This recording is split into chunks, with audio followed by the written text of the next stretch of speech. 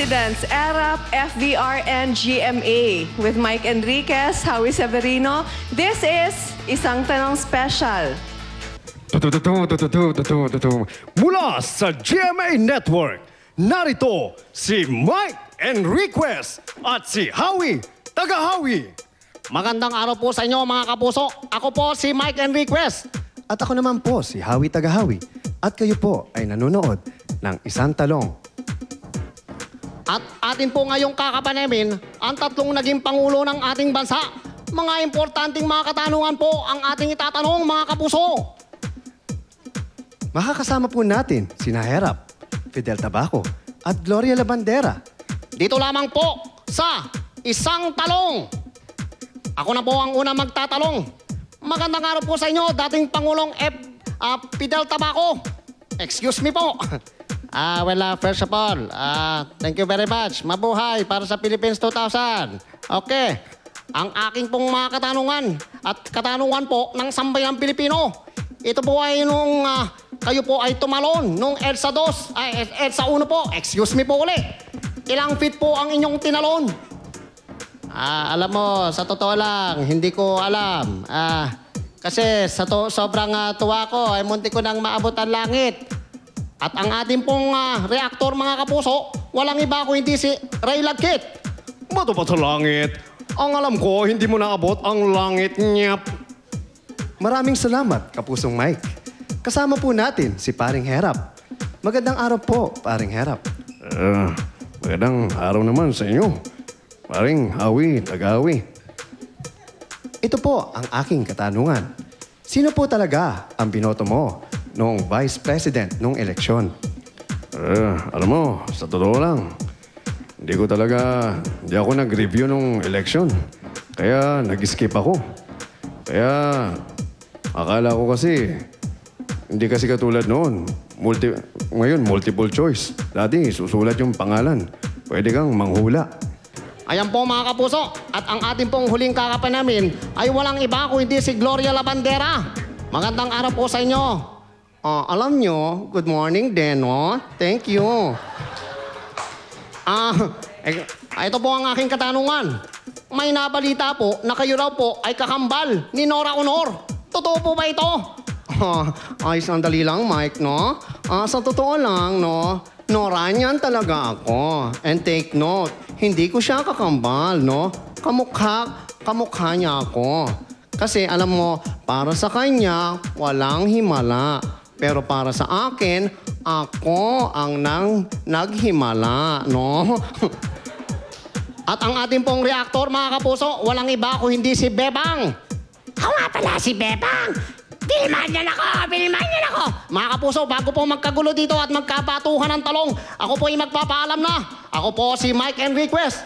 At ako naman si Howie Howie Tagahawi. Dito lang po sa Isang Talong. Ang inyong kapusong totoo. Alright. Galing ni Pocholo! Hirap nun, ha? Galing mo. Nice to have you on the show, Pocholo. Nakakakuryente ka. How long have you been doing this? I've been doing, actually, what I did is not stand-up comedy or anything that you saw on TV. It's actually voice acting. Yes. The art of voice acting. Pwede tayo, Mike, Ito sa akin eh. Yan. All right, thank you very much. So, ilan taon mo na ginagawa yan? I've been doing this since I'm 16, so I'm 31 now. So that's already 15 years of my life. So, Yeah. most of the time nasa radyo kayo, mga ganyan? I started on radio. O dubber. Yeah, I did like hundreds of animation. Napakarami na pong mga animation and telenovelas. But right now, I created my own company called Creative Voices Productions. So you have, there are more people like you in your company? Yes, we are like 300 people like me in Na my maraming company. boses? Yes, ma'am. 300 people like you. Because I started the very first and the only voice acting school in the country called Philippine Center for Voice Acting. Do you believe na it's something anyone can learn or it's either you're born with it or not? Both, I can say. If you have the interest and the love of this craft, I guess anyone can learn.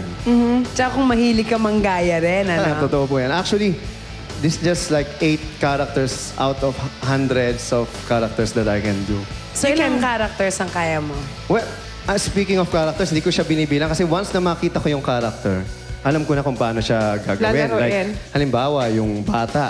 Sabi niya, pag nakita ko, marami kasing klase ng bata. May bata, Ay, ako bata pa ako, ganyan.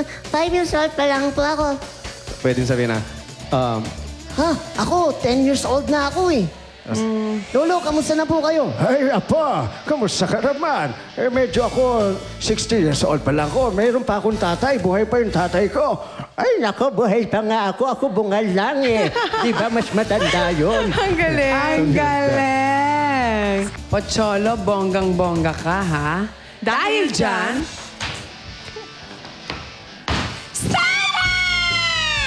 alright, thank you. di ba, nagising lahat ng tao. Ay, okay, pwede kang gumalaw para na-stuck siya, te. Dito Yan. ka, Pocholo. Starstruck ako sa iyo.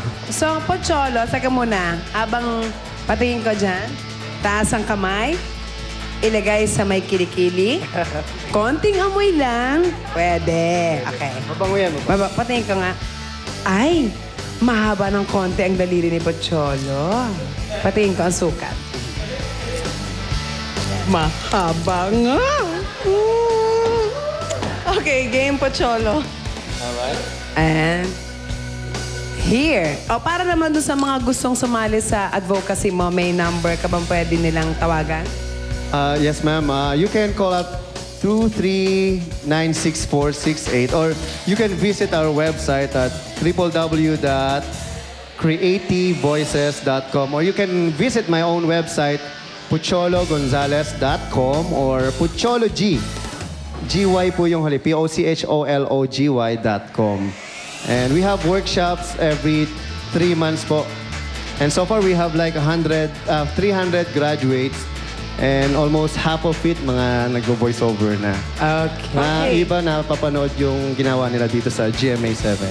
Okay, thank you, Pocholo. Thank you very much, Maraming Pocholo. salamat. Alright, ha? thank you very much po. Huwag ka malikot dyan, ha? Diyan ka lang, ha? Dito na kami, ha?